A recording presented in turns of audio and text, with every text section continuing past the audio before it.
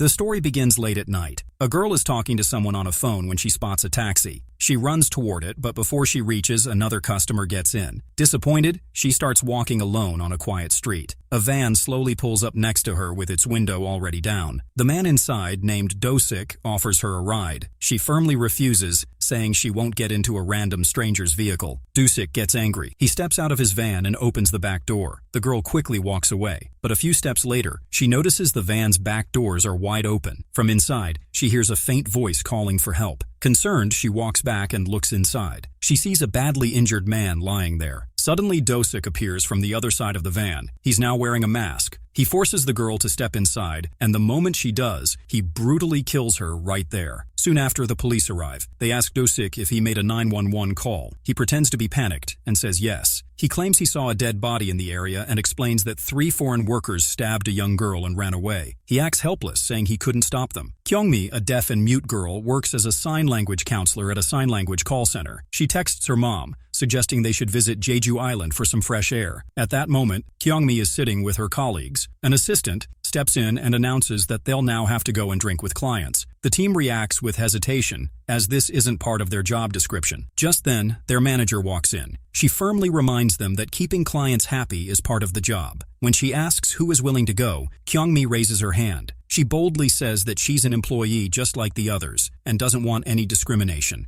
Unaware of what awaits, she happily volunteers and joins the group. At the event, the clients and her co-workers start mocking her body and figure. But since Kyungmi can't hear anything, she keeps smiling and eating. Secretly, she signs insults back at them, but they don't understand sign language, so they just laugh, unaware of what she's saying. Meanwhile, a girl named So-jung is preparing for a blind date. Her older brother, Jong-tak, tells her to change her short skirt and wear proper pants. So-jung gets annoyed. After arguing, she finally comes out in different shorts. Jong-tak still insists that she return home by 9 p.m. As he talks to their deceased parents' photo, he complains about how troublesome So-jung has become. She stubbornly says she'll be back by midnight, not earlier. Wearing her white heels, she runs off excitedly. On the other hand, Kyungmi's mother receives her paycheck and is thrilled. She happily says they're finally going to Jeju Island. At the same time, So-jung stops replying to Jong-tak's messages. He starts to worry. His friend jokes that maybe she's already doing something with her date. Jong-tak grows even more anxious. As Kyungmi walks with her mom along a quiet street after leaving her co-workers, she notices an alert in her car. Someone is approaching fast from behind. Her mom, excited after getting her salary, is hurrying toward her. Kyungmi waves, trying to warn her to slow down and stay back. Her mom, also deaf, doesn't hear anything. A motorbike zooms past her multiple times, but she narrowly avoids getting hit each time. Kyungmi panics, scolds her mom through signs and tells her she shouldn't rush like that. It could have been a serious accident. Her mom brushes it off and says they should just go to Jeju Island now since they have the money. Kyungmi, still frustrated, says it's not about money. Her mom jokes that maybe that's why she was running, to show off her paycheck. They both laugh. Meanwhile, Jong-tak comes home and sees that So-jung hasn't returned. He starts getting more anxious. Kyungmi drops her mom off near their house and says she's going to park the car. Their neighborhood is quiet and isolated. At the same time, Dosik is nearby, hunting for his next victim. He notices Kyungmi's mom standing alone and starts walking toward her. Just as he's about to attack, he spots So-jung casually heading home. He shifts focus and begins following her instead. Dosik suddenly attacks So-jung. Back in the parking lot, Kyungmi struggles to find a space. She finally parks but accidentally leaves her phone inside the car. Her mom waits outside.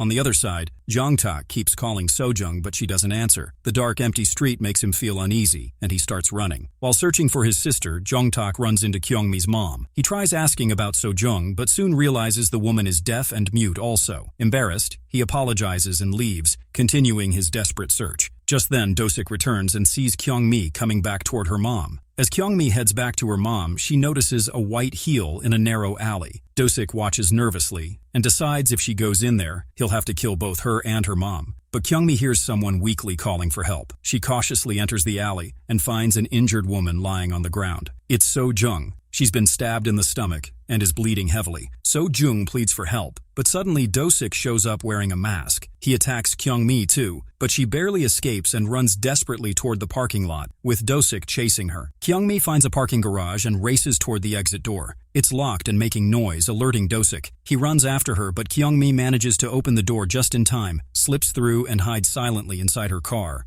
She picks up her phone and video calls her mom, warning her not to go anywhere and she'll be there soon. But then her car alerts her that someone is behind. She checks the mirror and Dosik is right there, inside the car, holding a knife. He calmly tells her to drive because her mom is waiting. Terrified, Kyungmi suddenly slams the car into a wall. Dusik is jolted. She jumps out and runs full speed toward her mom. As Dusik chases her, she triggers an emergency siren near her mom. Loud lights flash. The police ask through the speaker what's wrong, but both Kyungmi and her mom can't hear or speak, so they can't respond. Just then, Dosik approaches neatly dressed. The women panic at first, but he pretends he's looking for his sister. Kyungmi assumes he is looking for that injured girl, and signs that she's just seen a girl matching his sister's description as white heels, wounded, and attacked by a masked man. The man nods, pretending to be concerned, and asks where she is. Kyungmi points in the direction. He then asks Kyungmi to come with him and show the exact spot. Her mom hesitates, but Kyungmi insists they have to help the girl. Her mom agrees, and they follow him, unaware they're falling into his trap. Just then, a police car pulls up nearby. Dosik's plan starts to fall apart. Kyungmi, through her phone, tries to tell the police everything, but the police say they checked the location, and no one was there. Kyungmi insists the injured girl was definitely there. She believes there's been a misunderstanding. The officers even check the CCTV, but nothing shows up, because some students had tilted the cameras to smoke secretly. Kyungmi tries hard to explain, but the officers can't understand her. Later, Kyungmi, her mom, and Dosik ride the elevator down together. Her mom begins to feel uneasy, noticing that Dosik keeps staring at them. But Kyungmi calmly explains that maybe they are trying to talk through sign language, so it looks strange. Dosik then says that Kyungmi is mistaken. He claims she is not his sister, but she and her mom don't understand. He quickly pretends he just received a message saying his sister is fine. Kyungmi finally feels a bit relieved and shares this with her mom. The three of them goes to the station together. At the police station, Kyungmi gives her statement. She describes the girl as yellow blouse, white heels. Then the police ask if she saw the attacker. Kyungmi says he wore dark denim pants and a mask. Suddenly, Dosik interrupts, pretending to offer more details. But the officer says he'll only speak when it's his turn. Just then, an old man sitting nearby becomes annoyed with Dosik's loud voice. He scolds him for shouting and tells him to be quiet. When Dosik snaps back, the old man mutters that his parents didn't raise him well. Then he stands up to get some water, but instead suddenly returns and attacks Dosik, tackling him to the ground. They fight. During the scuffle, a phone falls from Dosik's pocket. Kyungmi's mom picks it up. She sees the wallpaper, which is a picture of a girl. Dosik quickly snatches the phone from Kyungmi's mom. The police, still focused on the old man's earlier outburst, escort him out of the room. But at that very moment, Kyungmi's mom begins to grow increasingly suspicious of Dosik's behavior. Sensing this shift, Dosik tries to regain control of the situation by casually taking Kyungmi's statement, pretending to stay helpful. But in truth, he just wants to get a closer look at her information and possibly note her address from the official records.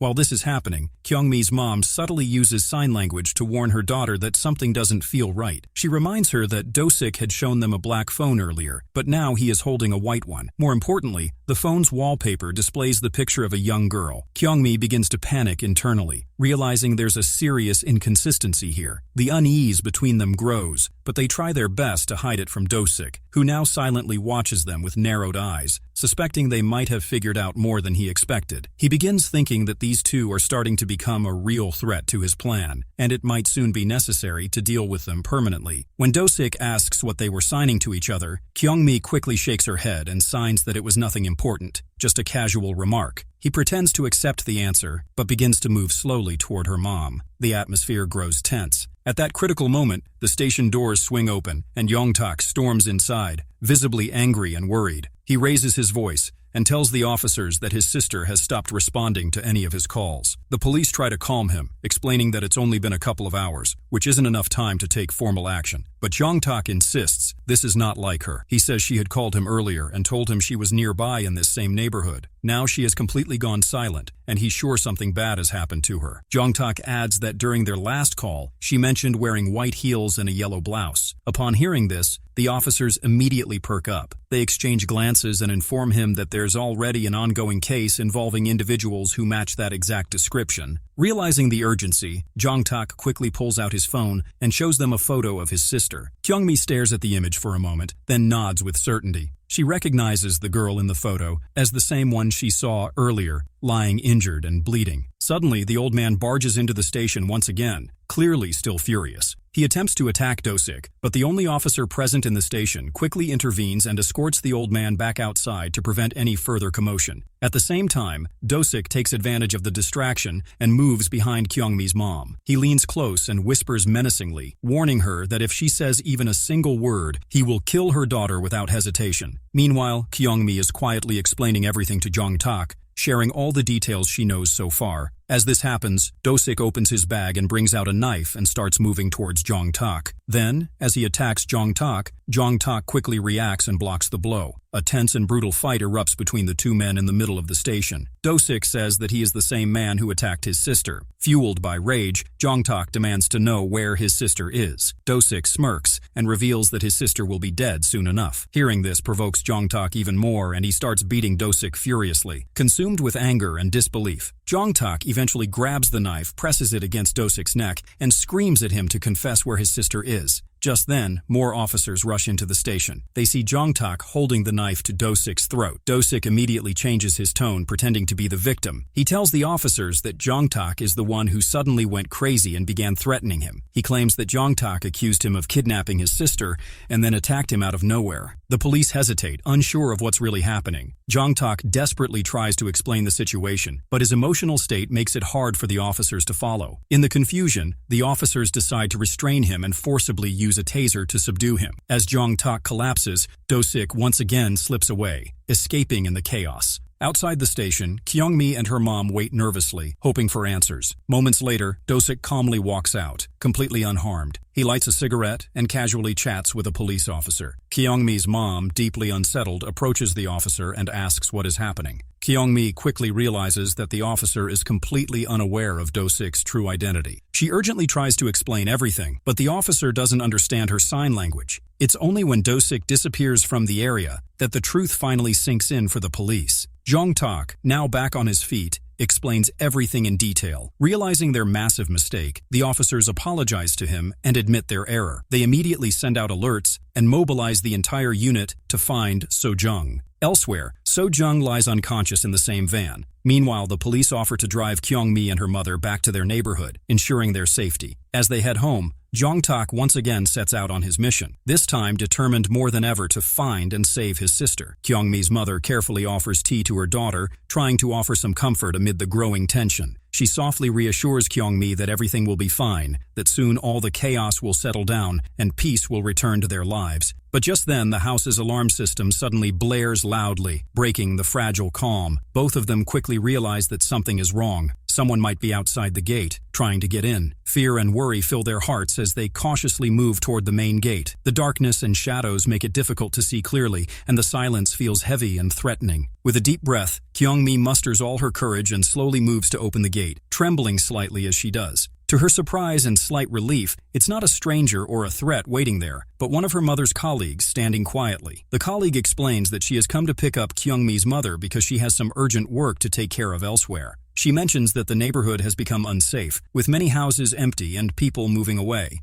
making the place feel deserted and vulnerable. Kyungmi is left behind alone in the house. Dosik suddenly breaks into their house forcefully, ignoring the blaring alarm and the danger it signals. Kyungmi is confused and frightened, not understanding what is happening. He moves around the house, searching and watching carefully, while Kyungmi tries to change her clothes quietly, feeling the fear creep in stronger. The alarms continue to ring, adding to the chaos. But despite the noise, Kyungmi remains calm and determined as she cannot hear anything. Suddenly, Kyungmi notices the alarms still active and realizes that someone might be inside their house. She searches nervously, but sees no one. Fear grips her deeply, making her hands tremble. Then, abruptly, the alarm shuts. Dosik disables the alert system completely, silencing the house again. In the midst of this chaos, Kyungmi suddenly remembers Jong-tak had given her a contact card earlier. She quickly grabs her phone and sends him a message, explaining that she is sorry and prays he finds her sister soon. Meanwhile, Dosik watches from the behind, holding a large axe in his hand, preparing to attack at any moment. Kyungmi feels a moment of false relief when the alarms stop, but then an unsettling feeling rises inside her. She senses someone very close behind her. When she turns suddenly, Do-sik strikes quickly, forcing Kyung-mi to react immediately. With great strength and courage, Kyung-mi manages to escape the attack and rushes into a nearby room,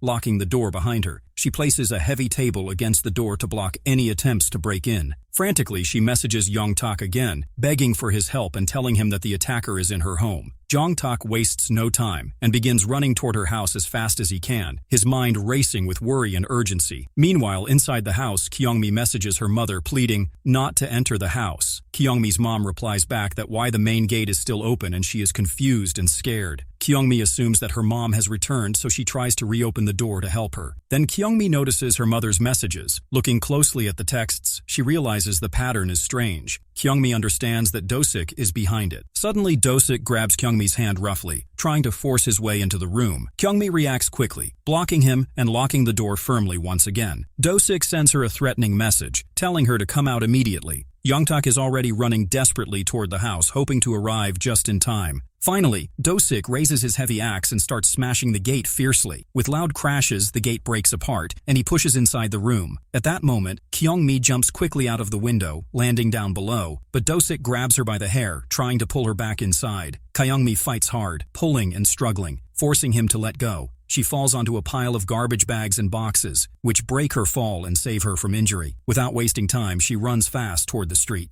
Jong-tak sees her running and immediately chases after her with all his speed. Kyung-mi runs at full speed, Do-sik follows close behind, and Jong-tak runs after both of them, pushing himself to catch up. Eventually, Kyung-mi reaches a dead end and has nowhere to run. Do-sik arrives there too and taunts her, asking how she plans to escape now. Kyung-mi grabs a nearby chair, ready to defend herself. Just then, Jong-tak arrives at full speed and prepares to attack. But Do-sik suddenly grabs a knife and presses it to his neck, warning him to stop. He threatens that if he dies, Jong-tak will never find out where his sister is. Do-sik demands that Jong-tak choose that, either save Kyung-mi or get the address of his sister. Jong-tak feels torn and conflicted, struggling to make the right decision. But before leaving, Do-sik sends him the location, telling him to call if the sister is not there. Jong-tak wonders what he will do if everything fails, but Do-sik insists that only by going to that place will he find out the truth. Finally, Jong-tak chooses to try to save his sister and rushes off toward the location. He apologizes quietly to Kyung-mi before leaving her behind, and she is left alone, crying softly. Do-sik calls Jong-tak after some time. At that moment, Kyung-mi is underneath Do-sik, and he is about to attack her. Jong-tak tells him that his sister is not at the given location. Do-sik tells him to look carefully again. But then Do-sik tells him that Kyung-mi's mother will arrive soon. He says to tell her mother that her daughter is already dead because of Jong-tak, and then cuts the call. Kyung-mi's mother arrives there and understands everything clearly. Meanwhile, Kyung-mi, still trapped by Do-sik, quickly scoops some dirt into her palm and throws it into his eyes. Blinded, she breaks free and runs away. At the same time, Kyung-mi's mother and Jong-tak also rush toward the same location, but Kyung-mi is nowhere to be found. On the way, Kyung-mi sees a young woman who is actually So-jung injured. So-jung begs Kyung-mi for help. Kyung-mi, followed closely by Do-sik, gets ready to help her. Just then, the two women disappear from the scene. Kyung-mi hides So-jung in a dark valley behind a garbage container and tells her to call 911. Just then, Do-sik arrives, and both of them become very nervous. When Do-sik sees that So-jung has also disappeared, he takes out a knife. Kyung-mi tells So-jung to call her brother. She tells her that her brother is nearby, and then Kyung-mi takes the knife from So-jung's hand and leaves to distract Do-sik. As Do-sik approaches So-jung, Kyung-mi starts making noises loudly. Do-sik moves toward her. He realizes Kyung-mi is helping So-jung and says that if she does not come out, he will also kill Kyung-mi. At that moment, Kyung-mi silently turns off the emergency alert and runs away at full speed, with Do-sik chasing her. Then, Jong-tak answers a call from Kyung-mi. He realizes the caller is his sister. He rushes to the location she gives. Meanwhile, Kyung-mi is running fast through the city traffic, trying to save herself.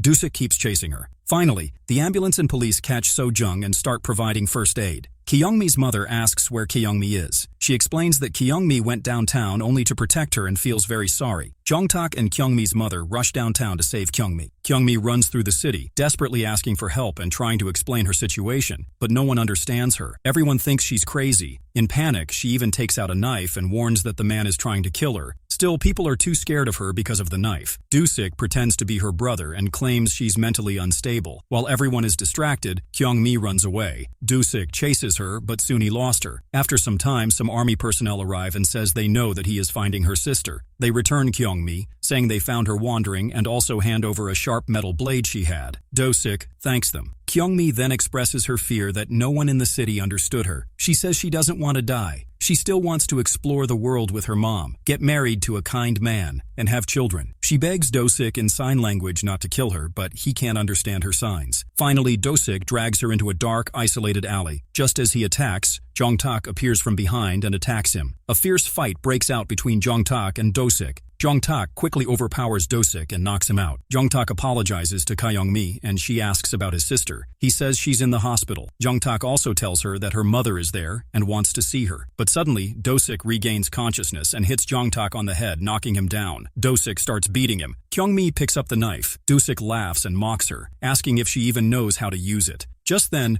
Jong-tak stands up again. Do-sik says someone must die today, and he chooses to kill Kyung-mi's mom. Then, he runs off. Meanwhile, Kyung-mi's mother is searching for her. She sees Do-sik in the distance and runs toward him, pleading for her daughter's whereabouts. Do-sik points in a direction and claims Kyung-mi is there. The mother feels uneasy, sensing he's lying. From a distance, Kyung-mi sees her mom talking to Do-sik. She runs at full speed and stabs Do-sik in the stomach with a sharp knife. Then, she gestures to her mother, showing that she will end everything herself. Do-sik tells Kyung-mi that he truly believed she could stop him. He even asked her if she knew how to use the knife because she has missed and ended up hurting her own hand. But Kyung-mi grabs his hand and pushes the knife into her own stomach. When she bleeds, he realizes she didn't stab him intentionally. People nearby start gathering. Seeing the knife in Do-sik's hand, they assume he attacked her. Do-sik tries to explain but is too confused to say anything clearly. Even his attempt to act innocent doesn't work. Police arrive and tell him to drop the knife, but he can't respond properly. Then he suddenly slashes at an officer's face. In reaction, a cop fires a warning shot to stop him, but Do-sik looks at Kyung-mi and asks why she's smiling. As he prepares to attack her again, police shoot him in the leg. Still, he doesn't stop. He tries to move toward Kyung-mi once more. She raises her hands in sign language and signals that scumbags like him deserves only a middle finger. Seeing this, Do-sik becomes furious and charges at her, but the police open fire and finally bring him down. Jong-tak arrives just then and holds him back. A few weeks later, Kyung-mi and her mother are relaxing on Jeju Island, enjoying a peaceful time. Soon, Jong-tak and So-jung join them. Jong-tak has started learning sign language and signs to them that they should take a photo together. They all pose for a group picture, and the movie ends with this heartwarming moment.